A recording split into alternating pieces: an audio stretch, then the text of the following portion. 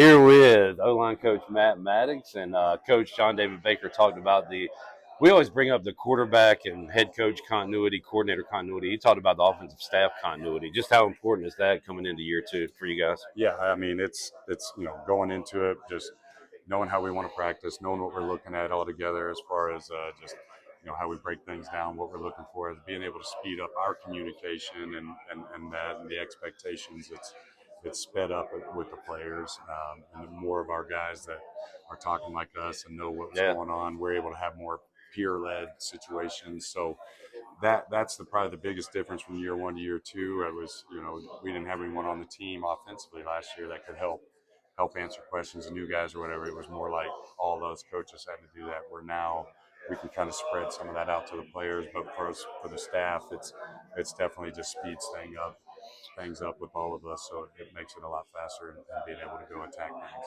I try to be unbiased, but I am a DH Conley Viking. So let me ask you about Panda, ask you, and Bryce Weaver. How are those guys coming They've along for been you? they've been great, and they've adapted, to whatever role we put them in and positionally wise, and done a great job in the off season. Obviously, they're funny guys anyway. I joke too. That's where my daughters are in that school Okay, district. there So we go. we're Wintergreen, Hope, and Conley. So we're in that realm. So every now we got a little inside jokes and stuff here and there too. But they've done a great job with what we've asked them to do on and off the field, and I'm excited about being able to cut those guys loose a little bit and get some of what we call the old Connolly combos maybe back out there here and there. What I like to hear. And overall, you want to get the best player you can here to East Carolina. But how important is it, no matter where you've played or where you've coached, to maybe have a little bit of a local flair? And you got a lot Yeah, of pretty good high schools around here, right? no doubt, no doubt. And I think obviously we always want to start from North Carolina and work our way out, and so the more we can build with guys, and especially local, right? Like that's even more of like, Yeah. because it's just those guys grew up Pirates, going to Pirates games, and so you like that true love for what it is, and that passion and that desire is there, and it just spreads even more to the rest of the guys that maybe are new coming in or out of state guys. Like they kind of really feel like they understand, like, man, what it's like, and they hear from those guys kind of being around it. But it's nice having obviously local, but then for sure finding getting the big guys from the state of North Carolina that know what pirate football is all about. Well, Coach, the old talking head cliche question: if the game started today, who would your five be? Like, do you know? Do you have your guys right now, or are there still battles going on as starting spots?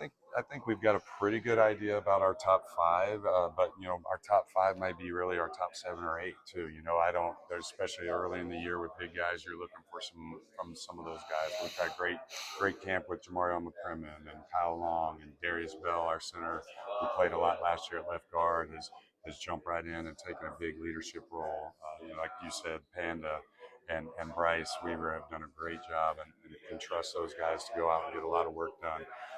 Kojo Poku from last year started all the games, and now being a second-year starter in this offense for us has been big. And then Cooper Trubnowski's come in as a tackle body that transferred in, that's jumped right in and poured himself into the team and everything. So, we've got those guys. We've got Big Levy, a guard. We've got Big Jeremiah Williams and other transfers, some JUCO guys that have come in and starting to kind of figure the thing out and understand what it's about. But we feel really good about those guys that have shown up every day and consistently put things on tape. Talk about what kind of changed last year. We had a head coaching change, a quarterback change.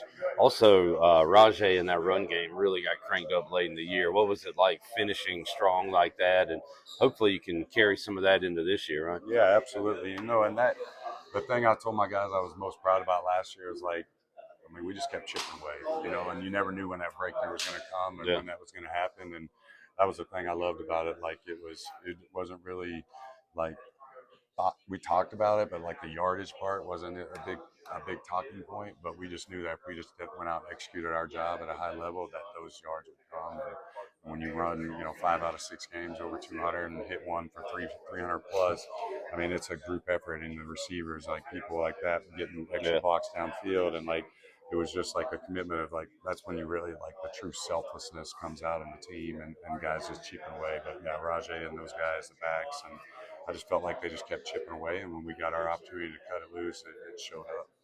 everybody's enjoying the football talk, but really they want to know about the mustache at this point in the interview. So what's going on there? Well, normally, I tried it last year a little bit, just a little camp stash or whatever. So I thought, let's try it again. And so I thought, my dad had a Fu Manchu and stuff Okay. growing when I'm around. I've had my uncle, my brother, both have the handlebar mustache. So I try to have a little fun with the guys and try to do that and show you can still have some fun and still get a lot of good work done. But my wife and daughters, I think they're begging for it to go, and I Of think course. they've threatened me possibly at night if I'm sleeping to just accidentally shave it off as well. So Good deal. Well, good luck, Coach. Appreciate it, man. absolutely, Thank you. you.